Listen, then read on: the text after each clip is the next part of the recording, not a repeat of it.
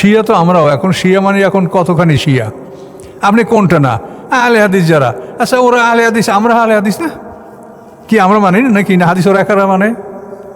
তাহলে আহলে হাদিস যারা বলে আমরাও আহলে হাদিস, শিয়া যদি বলেন আমরাও শিয়া, যে দল বলেন। হানাফি বললে আমরাও হানাফি, আবু হানিফা রাহমাতুল্লাহ যে মতামত সেগুলো আমরা মানি না। তাহলে এই জন্য শেষ পর্যন্ত আল্লাহ যে কথা বলছেন কথা ওইটাই ঠিক, যে মানুষ পৃথিবীর মানুষ দুই দল, মোমেন এবং কাফের।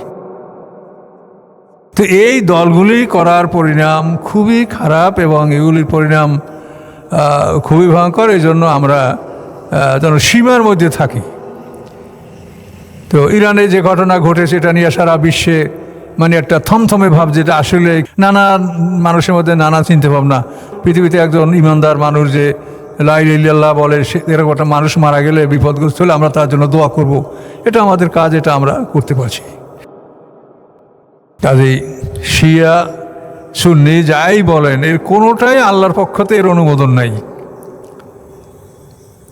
আমার কাছে একদিন আগে একটা লোক ট্যাক্সের কাগজ দিয়ে গেল, আকিদা যদি ভালো না হয় তাহলে তো সব কিছু বরবাদ।